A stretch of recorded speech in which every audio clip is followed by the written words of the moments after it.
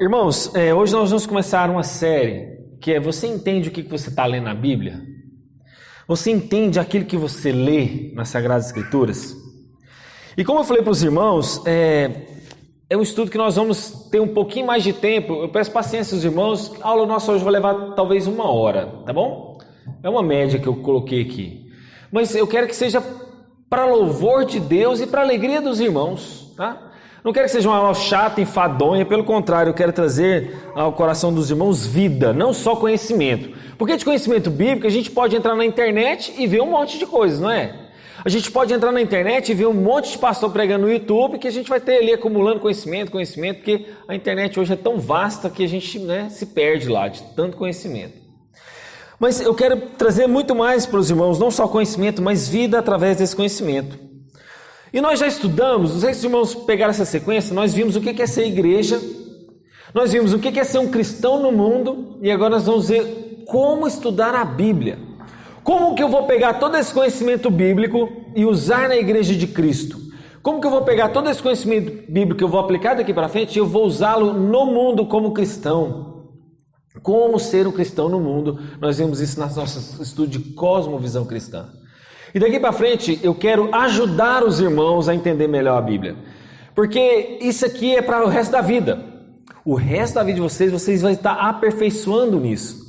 E eu estou me aperfeiçoando nisso, ainda que eu me dedique, ainda que eu estou por tempo integral para isso. Os irmãos sabem, eu não fico 24 horas lendo a Bíblia. Ninguém fica. A gente tem que dedicar a família, nós temos tempo para dormir, nós temos que cuidar da igreja, visitar os irmãos. Nós temos nossos afazeres pessoais em casa, tantas demandas em casa. Então, assim, você conseguir dividir isso é muito difícil e é o meu desafio. E eu quero aqui, para os irmãos, esclarecer melhor a palavra de Deus, para que você entenda melhor a Bíblia que você está lendo e para que você ajude outras pessoas a entender melhor a Bíblia.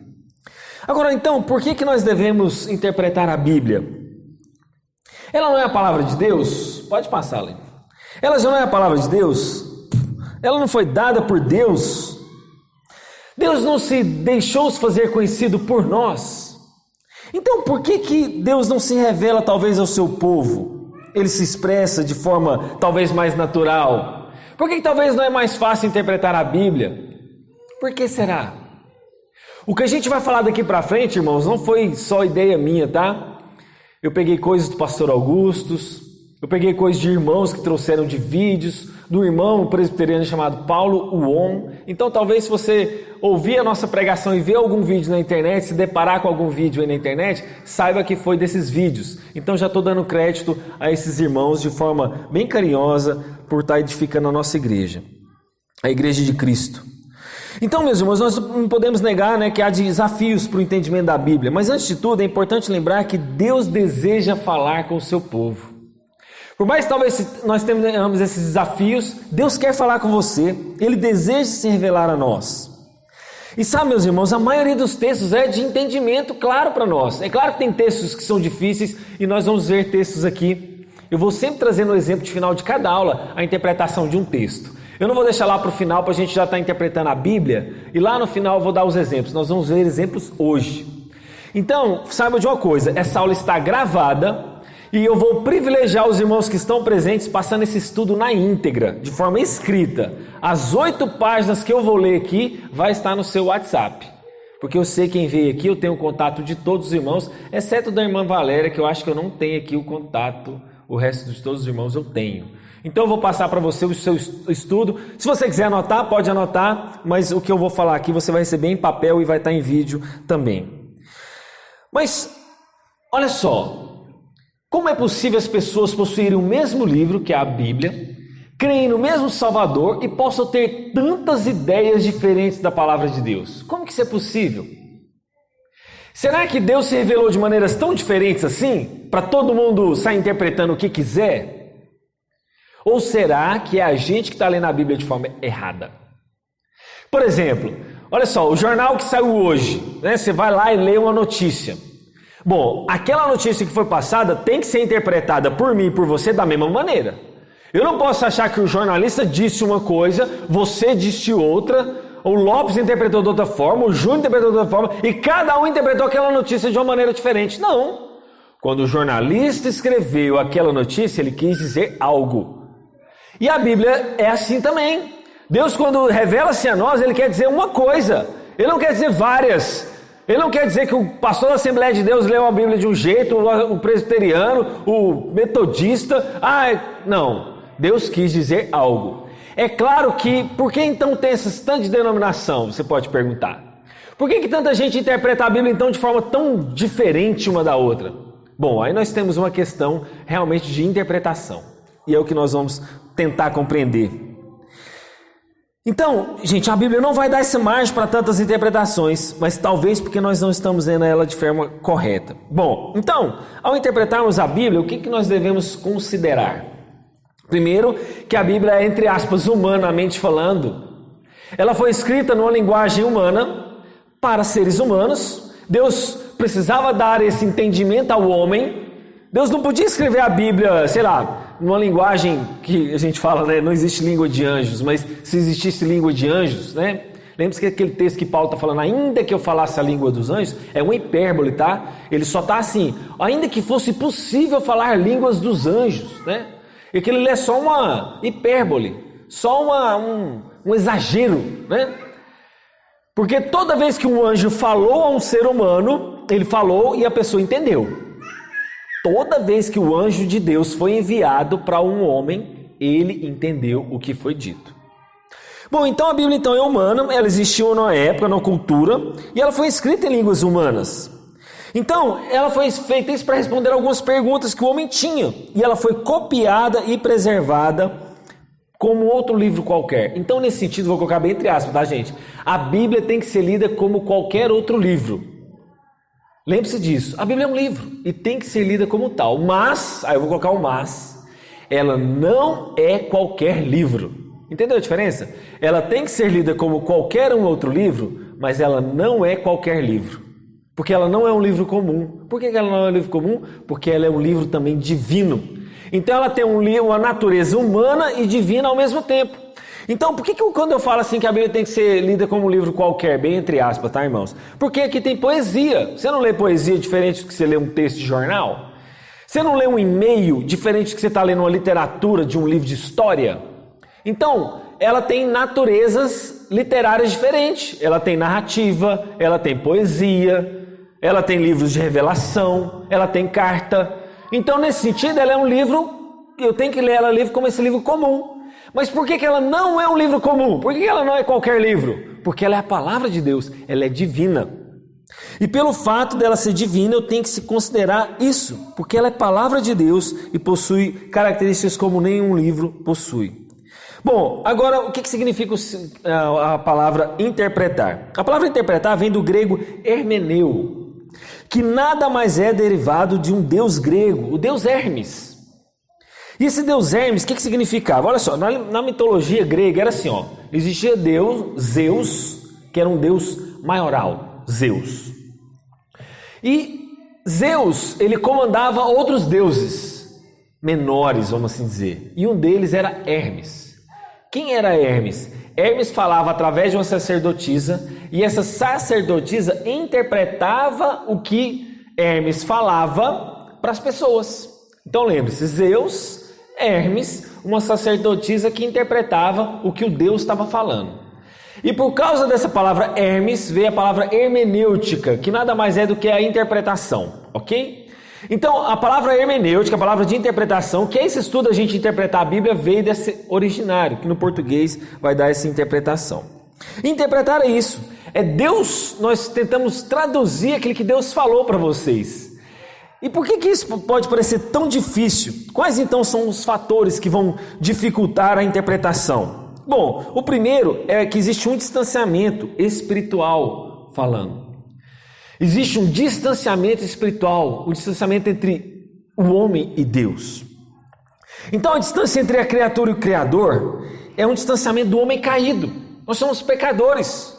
Nós temos uma limitação moral. E essa limitação moral impede talvez a gente de entender a Deus plenamente. A minha limitação moral impede, talvez, ou me limita, né? Não me impede, mas me limita de entender um Deus que é santo.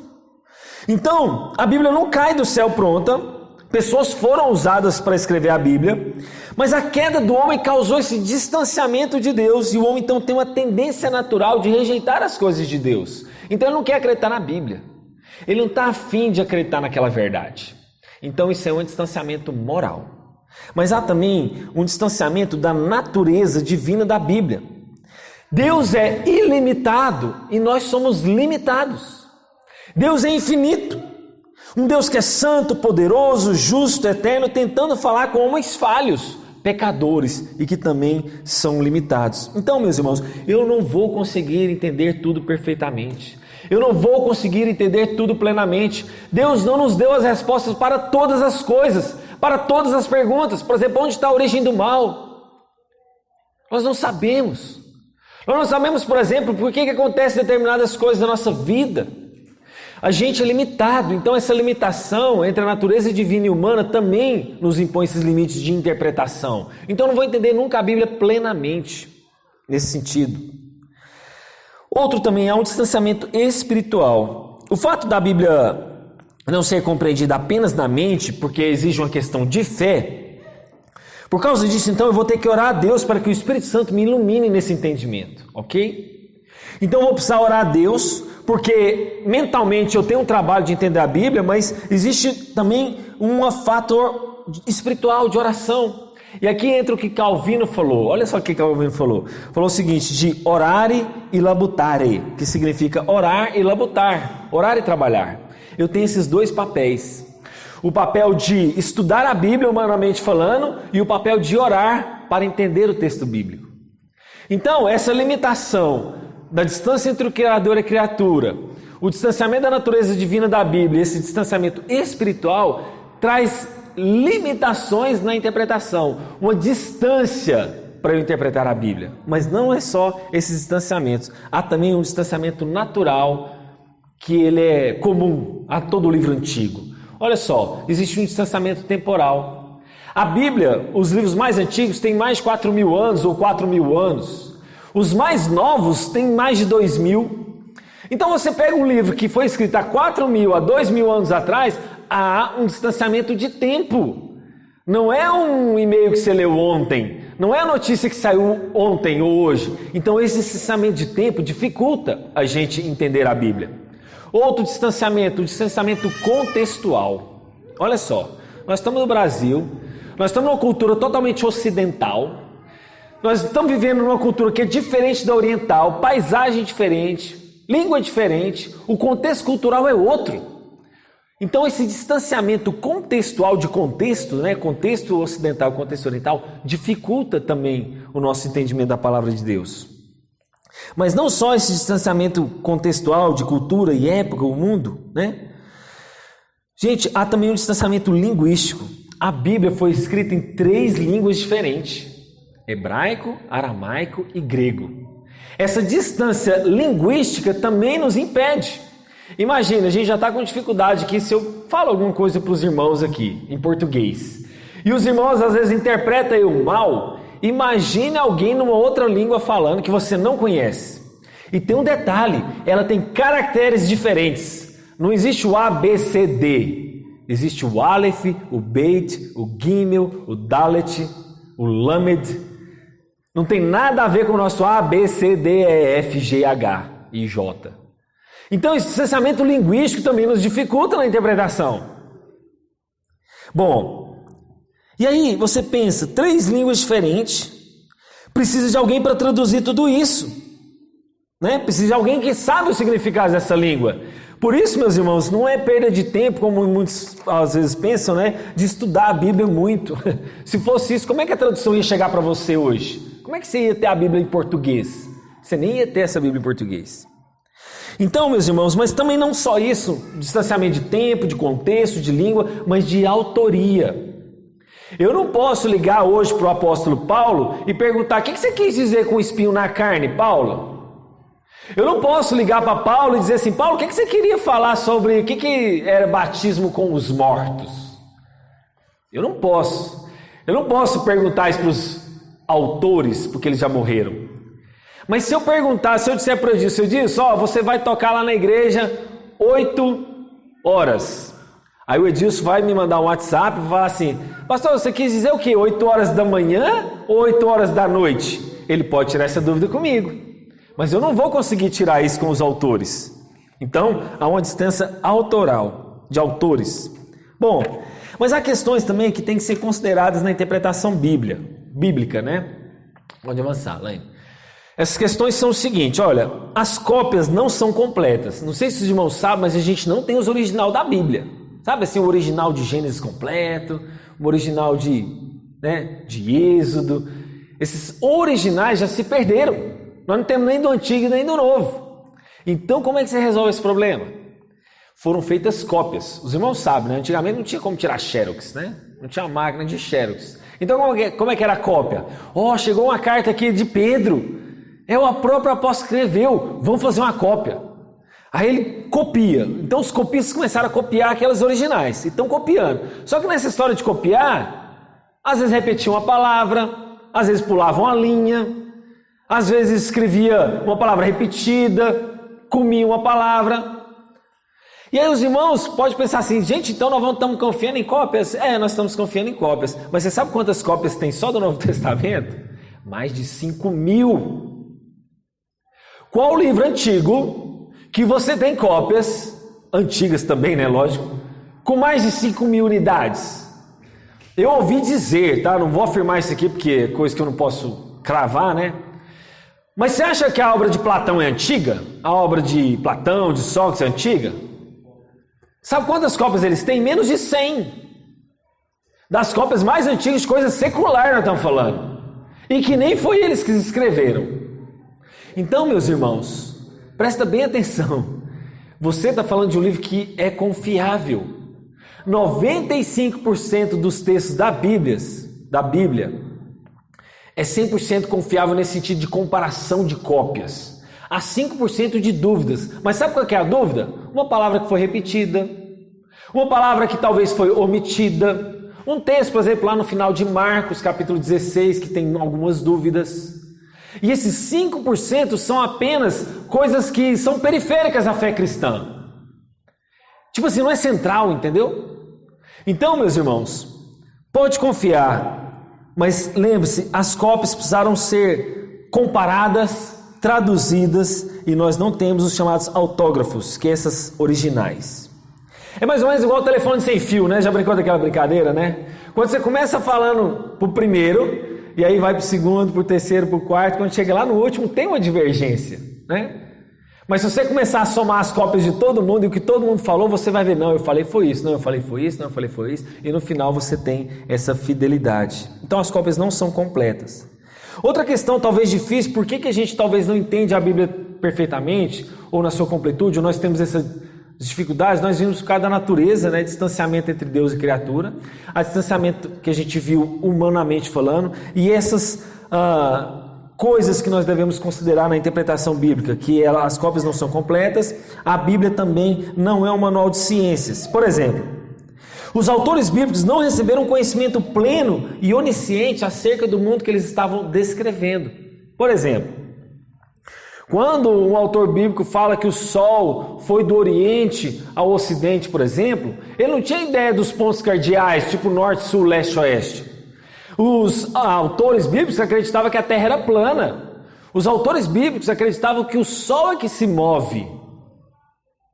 Porque eles não tinham toda essa tecnologia e o conhecimento disponível para a época. Então era natural isso. Por exemplo, quando a gente olha o sol, a gente não vê ele realmente saindo de um ponto e indo para o outro. Para o observador que está aqui na Terra, isso é natural. Por causa da limitação do conhecimento que eles tinham, que nós não temos essa limitação hoje. Por exemplo, os autores bíblicos que acreditavam... é um outro exemplo que eu ia falar aqui agora que me fugiu à mente...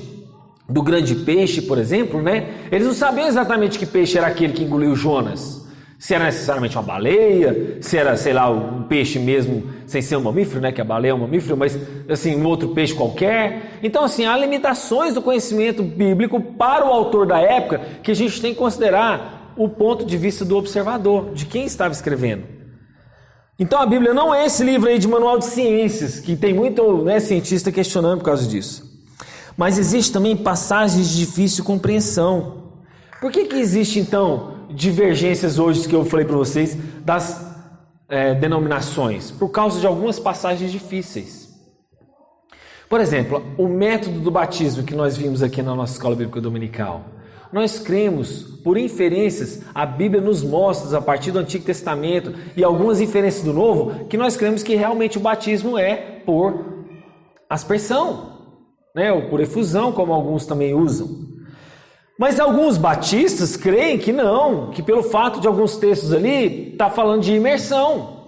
E aí você começa as primeiras divisões. Nós cremos, por exemplo, no Deus da aliança, que é o mesmo Deus da aliança do Antigo e do Novo Testamento, que Deus mantém o seu pacto, nós batizamos crianças. Já outros têm um entendimento diferente. Então, por causa de alguns textos difíceis, começam-se essas divisões doutrinárias. Então, nós não podemos negar também que existem passagens de difícil compreensão. Segundo, as traduções têm limitações. Eu coloquei aqui inerrantes, né, que não erram, que não são falhas, mas eu vou colocar um termo melhor. As traduções são limitadas. Por exemplo, meus irmãos, os tradutores fizeram um bom trabalho. Eles tentaram buscar ao máximo a fidelidade do texto bíblico, é claro, mas nem sempre eles conseguem essa tradução fiel da palavra. Por quê? Primeiro porque existe tradução feita por equipes e tradução feita por pessoas.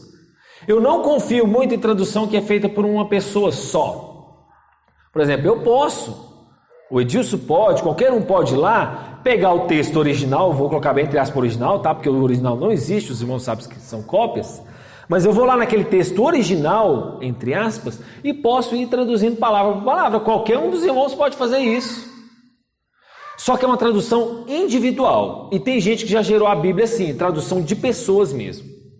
Só que eu prefiro confiar em traduções por equipes, onde é um grupo de pessoas. Você tem um arqueólogo, você tem lá um geólogo, sei lá, você tem, né, um linguista, você tem um cara que é doutor em Novo Testamento, você tem um doutor no Velho, e você junta essa equipe junta, ela vai traduzir a Bíblia.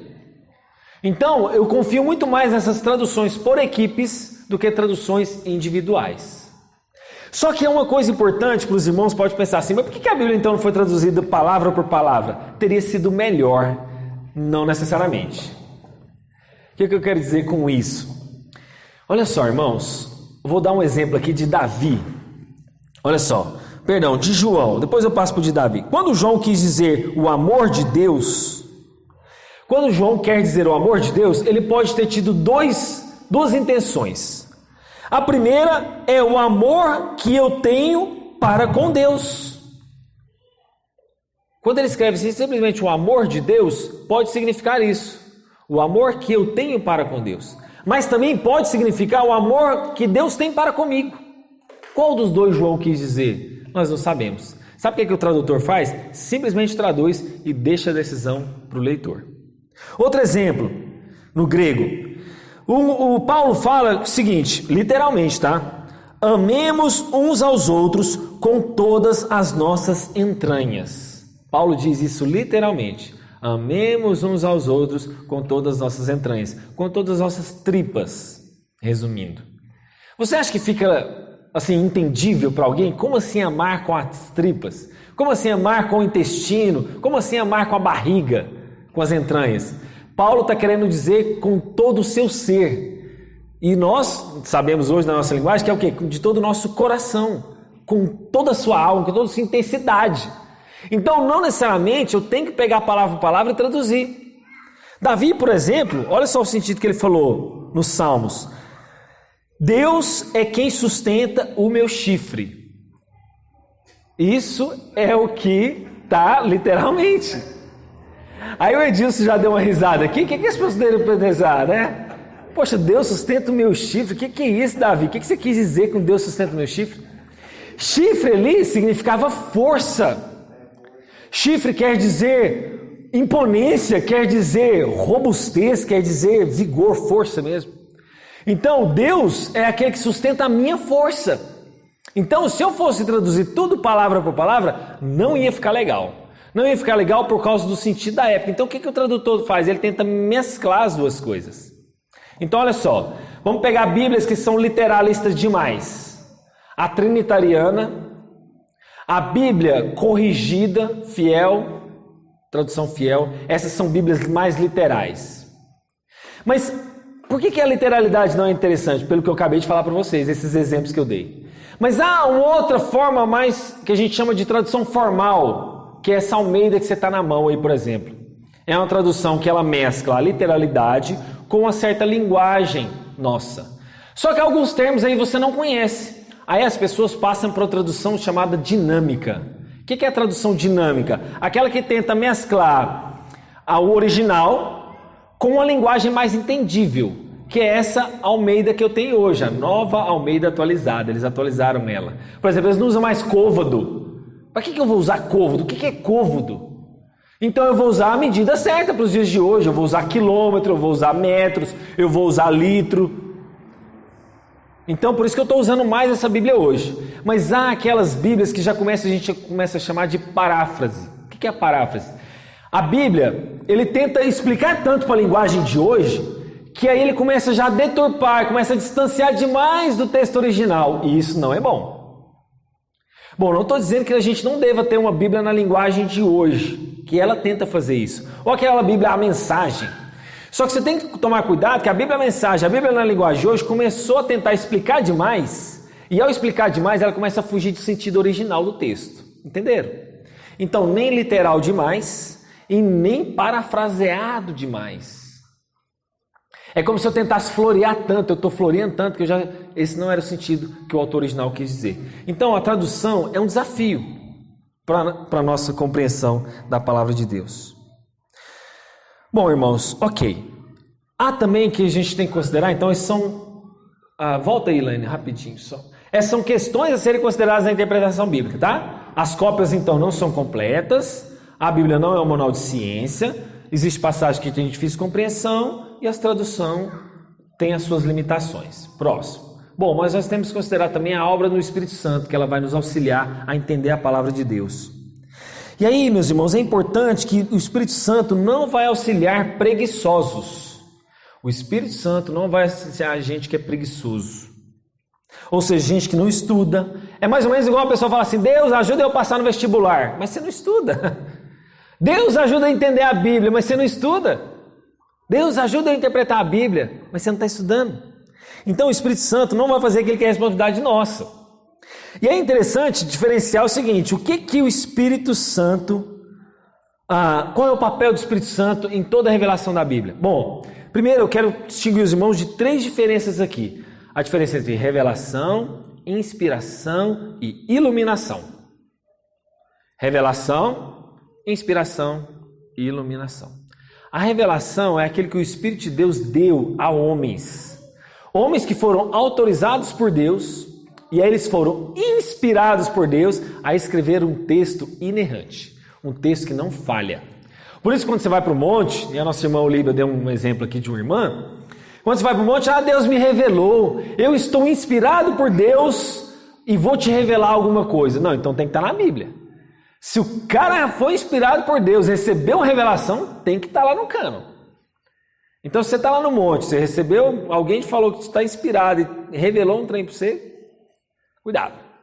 No mínimo eu digo, cuidado. Não vou dizer rejeite, mas cuidado.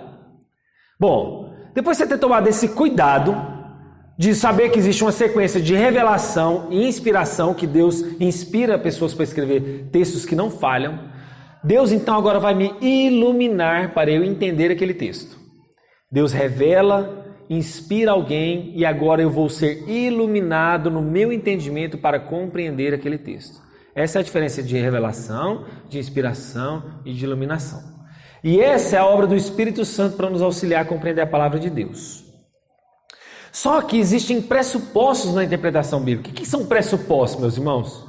Pressupostos são bases, são colunas, são coisas que eu tenho que considerar que eu não posso abrir mão. Aí eu vou voltar àquela história de cosmovisão cristã que eu falei para vocês. Todo mundo tem seus pressupostos. Todo mundo. Professor da faculdade, o William Bonner, né? O político fulano de tal. Todo mundo tem já os seus pressupostos. Coisas que eles vêm carregando na vida. Lembra de cosmovisão, conhecimento, experiência? Eles vêm acumulando aquilo ali, são pressupostos. E aí, alguém para te desqualificar, o que ele fala? Não, seu pressuposto é cristão, então ele não tem valor. Não, seu pressuposto é bíblico, então ele tem que ser desconsiderado. Isso não é verdade. Por que ele está desconsiderando o seu pressuposto e o dele é válido? Bom, e quais são esses pressupostos para a gente entender a Bíblia? O primeiro é da existência de Deus. Não é verdade? Porque, gente, quando a gente vai ler a Bíblia, nós temos traumas escondidos, nós temos emoções que nós já passamos, nós temos experiências, e tudo isso está influenciando a sua leitura da Bíblia. Tudo isso. Tudo isso está te influenciando a interpretar o texto. Então você já vai lendo o texto, já meio que focado numa dor que você está passando. Você já vai lendo o texto meio que numa vitória que você está buscando. Você já vai lendo o texto mais ou menos direcionado àquilo que seu coração quer, e não às vezes aquilo que Deus quer falar. Entende a diferença? Você pode estar lendo a Bíblia com aquilo que você quer ouvir, não aquilo que você precisa ouvir. E aí então você tem traumas, você tem convicções, você tem experiências, você tem sua cultura, e isso vai te dando óculos, vai te dando uma visão da Bíblia, vai te formando como você lê o texto. E aí, meus irmãos, nós temos que lembrar desses pressupostos. O primeiro dele é a existência de Deus. Há um Deus, e nós cremos que existe um Deus. Por exemplo, um ateu, quando ele vai ler a Bíblia, ele já vai ler como pressuposto que Deus não existe.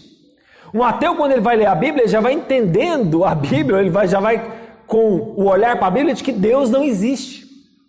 Mas não só isso, nós cremos também na revelação progressiva. Deus não disse tudo de uma vez só. Primeiro ele fala, olha, mulher, Eva, vai vir um descendente seu que vai pisar a cabeça da serpente, que apontava para o Senhor Jesus, mas Eva não sabia. Ele achava que seria já o próximo filho que ela ia ter. Ela já achava que ia ser, que ia ser Abel e Caim. Bom, aí Deus vai e revela Davi, Davi, da sua raiz vai sair aquele que há de governar o reino de Israel. É Jesus, mas ele revelou mais um pouquinho.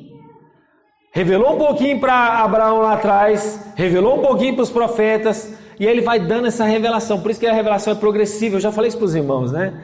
A narrativa bíblica de Gênesis e Apocalipse é uma progressão da revelação de Deus. Hoje nós temos essa revelação completa diante de nós. E essa revelação hoje nós podemos compreendê-la melhor. Mas quem escreveu aquele texto ali, às vezes não tinha noção de tudo isso aqui. Às vezes não, ele não tinha noção. Não tinha noção plena, porque ele não tinha a escritura completa. Bom, e aí, meus irmãos, o terceiro aspecto é inspiração e autoridade. Então eu tenho que entender que Deus existe, eu tenho que entender que a revelação é progressiva, mas eu tenho que entender que a inspiração e a autoridade da Bíblia é fiel. Ou seja, se está na Bíblia, foi o que Deus falou. Onde Deus falou, eu vou até ali. Por exemplo, tem gente querendo, só um exemplo, tá? Querendo falar, por exemplo, de salvação de bebês, de ventre da mãe. A mãe perdeu o bebê, ele foi para o céu ou foi para o inferno? Nós não sabemos. A Bíblia se cala sobre isso. E até onde ela vai, eu vou. Eu não posso afirmar se aquela criança foi para o céu ou foi para o inferno. Eu não posso dizer isso, porque a Bíblia está falando. Ela calou, eu vou calar também. Eu não vou além dela para achar que eu sou melhor de interpretação do que ela. Então, o quarto pressuposto é a centralidade de Cristo. Eu já falei isso para os irmãos, tudo aponta para o Senhor Jesus. Lembra da cosmovisão cristã e daquela guarda-chuva que eu sempre falo para os irmãos, dos 4 pilares de criação, queda, redenção e consumação? Esse guarda-chuva maior é a aliança de Deus com o seu povo, tudo apontando para Jesus. Não significa que você vai ler cada linha, cada vírgula e vai ser Jesus ali. Significa que cada história, cada figura, cada tipologia aponta para o Jesus. A pequena história de Davi e Golias ali aponta para Cristo. Aquela história de Deus chamando Abraão aponta para Jesus. E assim por diante. E o quinto, meus irmãos, é que o cânon bíblico está completo e fechado. Cânon quer dizer o quê? Vara de medir. Cânon quer dizer aferição, medida. E o cânon bíblico já está fechado. 66 livros. É possível alguém lá na escavação achar um livro, sei lá, uma carta de João hoje?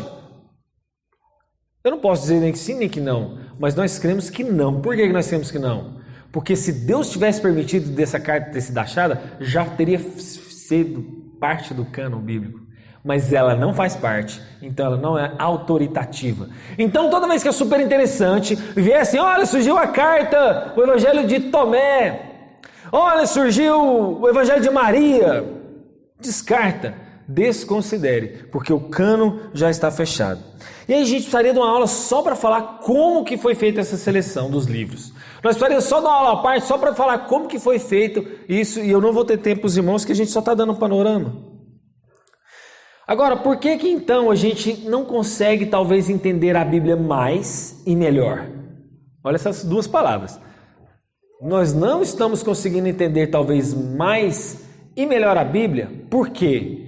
Porque nós temos dificuldade de enxergar que de fato estamos sendo guiados por Deus.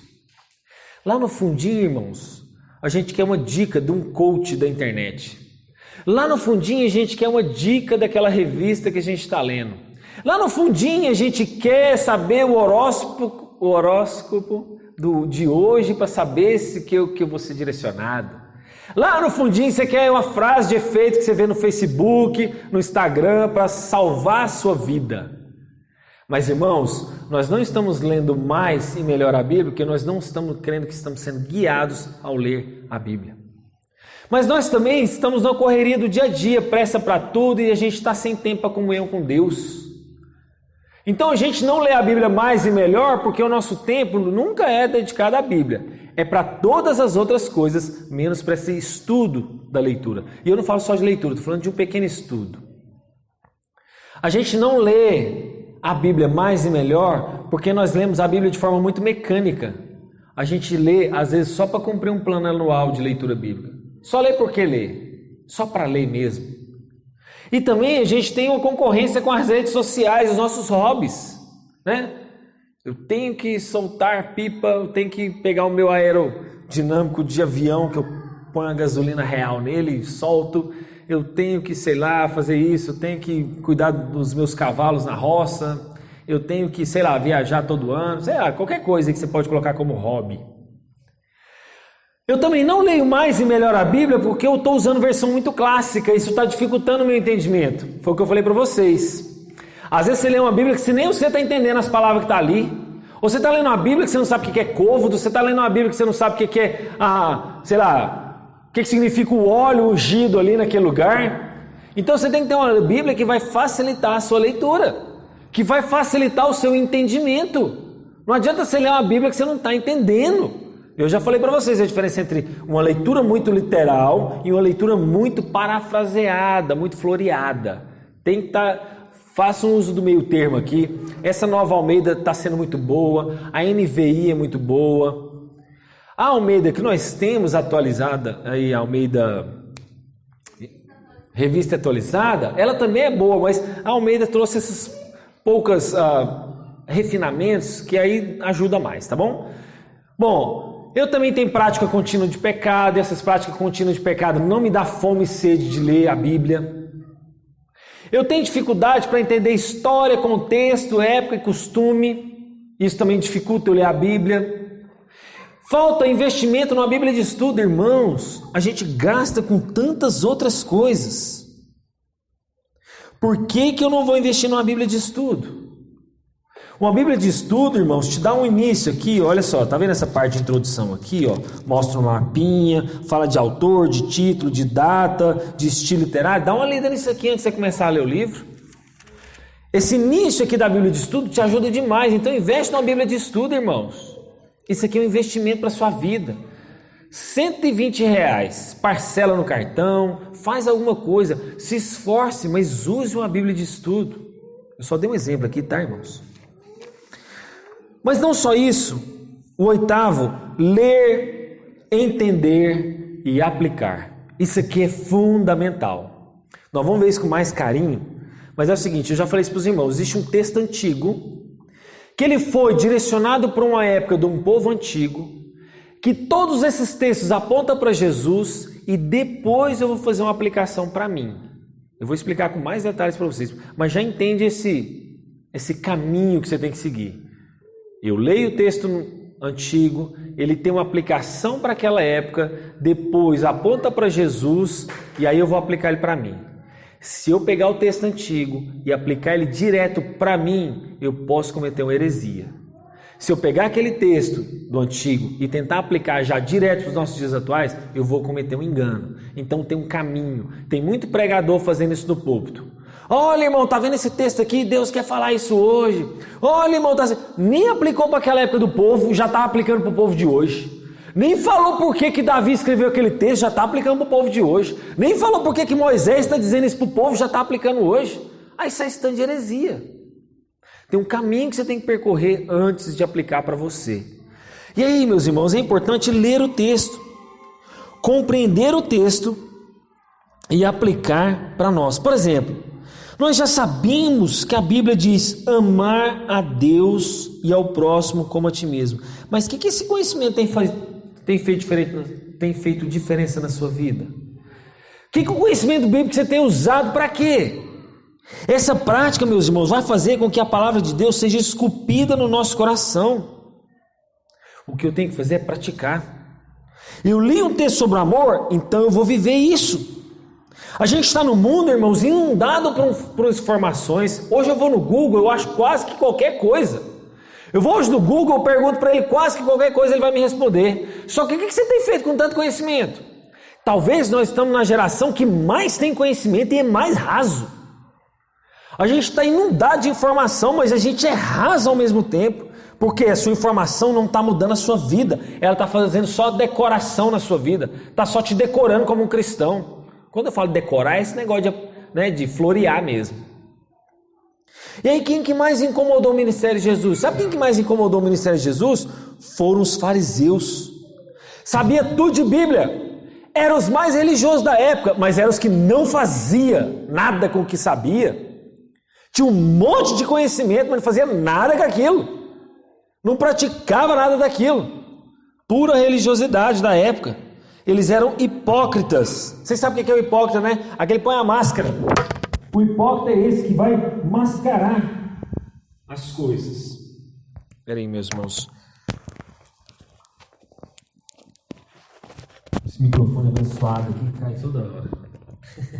Não vai dar pra gente gravar, espera aí. Então, irmãos, esse conhecimento tem que te levar a algum lugar. E esse lugar é a prática. Bom, irmãos, eu não quero delongar muito. E eu quero falar sobre compartilhar o que você aprendeu. Irmão, vocês acham mesmo que é só pastor que compartilha a palavra de Deus? Você acha que mesmo que é só missionário que tem que pregar o evangelho? Não é, irmãos. Você, como eu falei, você não é passivo nesse culto. Por mais que você está sentado, por mais que você está me ouvindo, você tem que sair daqui praticando. Você tem que sair daqui vivendo. Eu fico agoniado com isso porque é a minha agonia. Eu fico agoniado quando eu prego uma coisa e quando eu chego lá em casa, talvez eu não estou vivendo. Eu falo, meu Deus, eu falei isso do domingo passado. Então isso tem que estar no seu calcanhar direto. Isso tem que estar igual a sua sombra. Isso tem que te acompanhar o tempo inteiro. Pastor, irmãos, prega a palavra de Deus, missionário prega, mas não é só eles. A ordem é para os discípulos, é para todo mundo de compartilhar e viver. É mais ou menos igual dirigir carro. Olha só, você para dirigir um carro, Daniel está tirando carteira, você primeiro precisa da teoria, né? Da teoria, tem que estar assim e tal, as leis de trânsito é essa, sinaleiro, placas são essas, para você ler, o pedal é esse, o direito, esquerda, aqui acelera, aqui, tá, você está na teoria. Mas adianta ficar só na teoria? Você vai conseguir dirigir um carro só lendo livro? Não. Você tem que ir lá, pegar o carro e praticar. Tem muito crente aí, só de teoria. E não está andando de carro, não está praticando. Andar de carro aqui entre aspas, tá, irmãos? Não está vivendo. E aí o crente sabe tudo de Bíblia, mas não vive. Veio de igreja. Quantos anos você tem de convertido, irmão? 20 anos de convertido. Mas aí tem um problema. Tem muita gente que está praticando coisas erradas e esqueceu da teoria. Quando você acostuma demais a dirigir o carro, você começa a ignorar algumas leis de trânsito. Você começa a passar num sinal vermelho de vez em quando, você não para numa faixa de pedestre, você ultrapassa a velocidade porque você está correndo demais e está com pressa, está atrasado. Aí sabe o que você precisa fazer? Relembrado da teoria. Tem muito crente que está praticando um monte de coisa, mas está com a vida toda praticando errado. Então você tem que voltar lá atrás, irmão. Você está precisando saber um pouquinho mais de Bíblia, tá? Isso aí que você está fazendo na prática sua está errada. Teoria, prática, voltar à teoria. Teoria, prática, volta à teoria. Esse é o ciclo da nossa vida cristã por toda a nossa vida. E aí, meus irmãos, eu quero terminar com 2 exemplos práticos bíblicos de interpretação. Põe eles aí. Bom, vamos então para a prática, né? Eu quero trazer sempre exemplos para os irmãos. Eu não trouxe mais exemplos, porque a nossa aula já está muito comprida hoje. Mas eu quero que os irmãos guardem com carinho essa aula, que é uma aula muito importante, introdutória.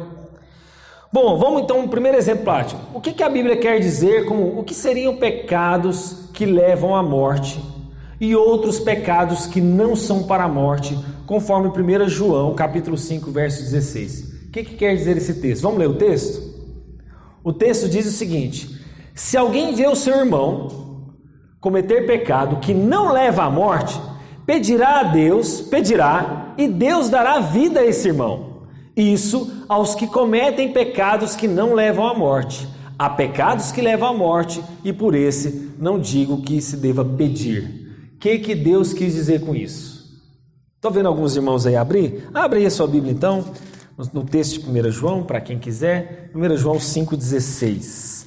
Olha só como é que está na minha tradução. Se alguém vê o seu irmão cometer pecado que não leva à morte, pedirá, e Deus dará vida a esse irmão. Isso aos que cometem pecados que não levam à morte. Há pecado que leva à morte, e por esse não digo que se deva pedir. O que João está querendo dizer com esse texto? Os irmãos têm alguma ideia? O que são pecados que podem levar à morte?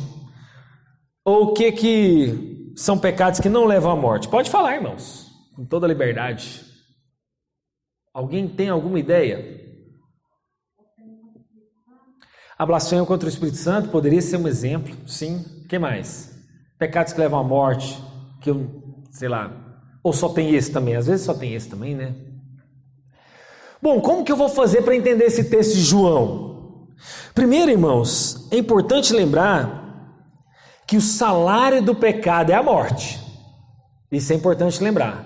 Então, todo pecado, em algum sentido, leva à morte, seja ela espiritual, seja ela física. Eu falei para os irmãos aqui que um salmo, o salmo de número 6 e o salmo 38, o salmista estava orando e o pecado dele o levou a ter uma doença. Então eu sei que os irmãos gostam de ouvir aquela palavra: não, irmão, você está doente, mas isso não tem nada a ver com o seu pecado, não. Pode ser que tenha a ver com o seu pecado, sim. Eu estou dizendo que toda doença é fruto de pecado? Não. Eu estou dizendo que você está doente, você está em pecado? Não. Mas eu estou dizendo que algumas doenças pode ser sim fruto do pesar da mão de Deus, um pecado que você está cometendo. Então é bom lembrar, em primeiro lugar, que o salário do pecado é a morte. E lembra que salário, eu falei para vocês, não é favor não. Quando você trabalha, né, o seu patrão vai te pagar, ele não está te dando um favor, ele está te devendo, é uma dívida. Você vai receber necessariamente, né, ou deveria pelo menos receber necessariamente. A minha irmã Elvina está começando no caminho bom. Bom, a regra de interpretação então desse texto que a gente tem que ter em mente é o seguinte: a gente tem que dar primeira atenção ao contexto. Eu nunca posso pegar esse versículo isolado e tentar já interpretar ele. Nós temos que entender os versículos anteriores, os versos anteriores. Mas aqui eu não vou ter tempo de analisar só os versos anteriores, eu quero que os irmãos entendam a carta de João toda, tá? Toda a carta de João. O que a carta de João quer dizer? O contexto que ela foi dita. João tem um objetivo quando ele escreve a carta de João. Sabe qual que foi o objetivo? Ele tinha uma forma de confirmar a fé dos crentes. Era a confirmação da fé deles, porque tinha uma falsa doutrina que estava andando na igreja. Sabe qual que era a falsa doutrina? A do docetismo. E o docetismo estava falando mais ou menos o seguinte: o que o docetismo dizia? Olha, Jesus não vem em carne, tá? Jesus só vem em espírito. Ele foi uma entidade que desceu do céu, ele não se encarnou e essa entidade está aí pairando no ar. Ele é apenas um espírito. E aí, meus irmãos, nós temos que lembrar que os gregos tinham uma dicotomia, assim, ó, matéria é ruim e alma é boa. O grego tinha isso na cabeça dele. Então, como que Jesus veio em carne se a carne é má para o grego, né? Para a pessoa grega daquela época, a carne era ruim e a alma era boa. Então Jesus, por ser bom, por ser Deus, não pode ter vida em carne. Ele só pode ser forma espiritual. Então, João escreve essa carta combatendo essa heresia do docetismo. Bom, e aí ele vai colocar 3 testes durante toda a carta. Quais são esses testes? O primeiro é um doutrinário. Ele diz, quem negar que Jesus não veio em carne, esse não é de Cristo. Então, se você nega que Jesus veio em carne, você não é um cristão. Segunda coisa, há um teste social. Ele diz que quem ama a Deus, mas não ama o seu irmão, esse é mentiroso. E o terceiro teste de um cristão, o primeiro nós vimos, que você tem que confessar a Jesus que ele veio em carne. O segundo, que você, se você não ama o seu irmão, você diz que ama a Deus que não vê, mas ama ao seu irmão a quem você... Perdão, meus irmãos. Se você diz que ama a Deus a quem você não vê, mas não ama o seu irmão a quem você vê, você é mentiroso. E o terceiro teste é um teste moral, que diz que aquele que conhece a Deus, mas vive na prática do pecado, esse não ama a Deus. Baseado então nesses 3 propósitos de combater essa heresia, desses 3 pilares doutrinários de combater os falsos ensinos e os falsos mestres, o que quer dizer então pecados que levam à morte? É exatamente o pecado que seria o afastamento da fé cristã. Aquele que apostatou da fé. Esse irmão, que se diz irmão, que um dia esteve entre nós, que um dia confessou o Senhor Jesus Cristo, esse é o pecado que levou à morte. A morte aqui é a morte da fé, a morte aqui é a apostasia, a morte aqui é a separação de Deus. Porque o que eu falei para vocês que Adão e Eva fizeram no Jardim do Éden? O que eles fizeram? Eles separaram o homem de Deus através da incredulidade. Hoje eu sou unido a Deus de novo por causa da fé em Cristo. Se eu creio em Jesus, estou no céu. Se eu não creio, estou no inferno. Ok? Então, meus irmãos, o pecado que leva à morte é aquele que vai separar dessa fé que um dia a pessoa professou. Um dia ela declarou servo de Jesus, mas ela virou as costas para tudo isso e vai negar. Um outro exemplo, bem rapidinho para a gente fechar, é o seguinte. Vamos ver esse texto. O espírito está pronto, mas a carne é fraca. Lembram desse texto? Mateus capítulo 26, versos 40 e 41 e Marcos capítulo 14, verso 38. O que Jesus estava dizendo aqui? Vamos ler esse texto? Mateus 26, 40 e 41. Se alguém quiser abrir, o texto está postado aqui, mas eu vou ler para os irmãos. E, voltando para os discípulos, achou-os dormindo e disse a Pedro: então, nem uma hora vocês puderam vigiar comigo? Vigiem e orem, para que não caia em tentação. O espírito, na verdade, está pronto, mas a carne é fraca. As pessoas utilizam esse texto mais ou menos como um jargão para desculpa para o pecado. Tipo assim, não, Deus vai me perdoar porque a minha carne é fraca. Não, Deus não vai exigir algo tão pesado assim de mim não, porque Deus sabe que a carne é fraca, Então a gente usa esse texto para o contexto de pecado.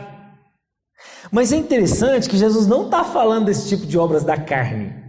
Jesus está no final do seu ministério, ele está preparando para ir para a cruz, e é um momento muito sério, muito delicado. Jesus estava orando, pedindo a Deus para que, se possível, afastasse ele daquele momento.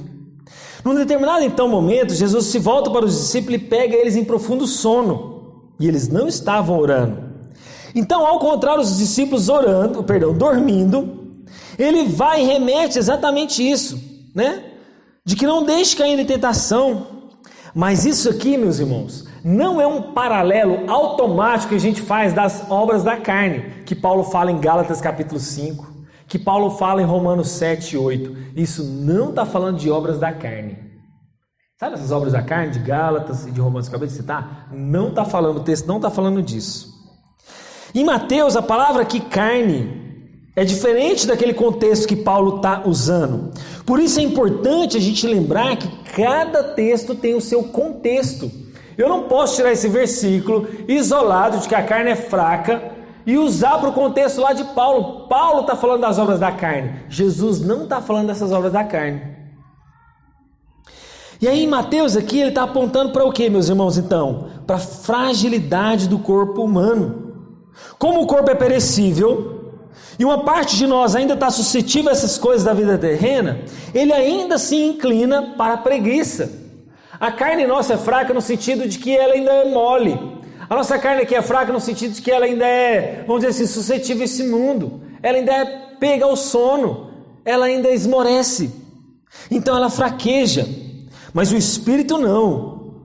O Espírito tem força para não cair no sono. O Espírito tem força para não se fraquejar. Mas a carne ainda é suscetível a isso. É esse o contexto que Jesus está usando a palavra aqui, carne.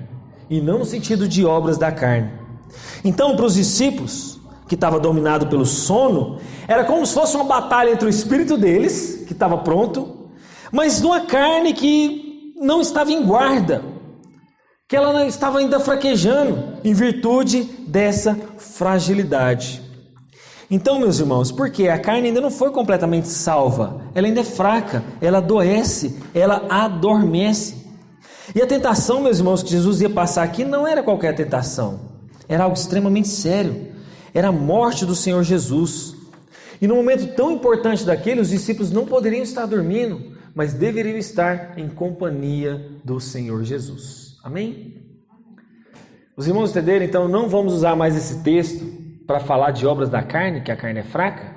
Vamos lembrar desse texto apenas como um fraquejamento da nossa carne humana mesmo, caída. Vamos dizer assim, não, humana, ainda humanamente falando, limitada, que eu queria dizer. Ok? Eu vou interromper a gravação, são 10h30 em ponto, e os irmãos que tiverem alguma pergunta, que façam agora nesse momento. Alguém tem?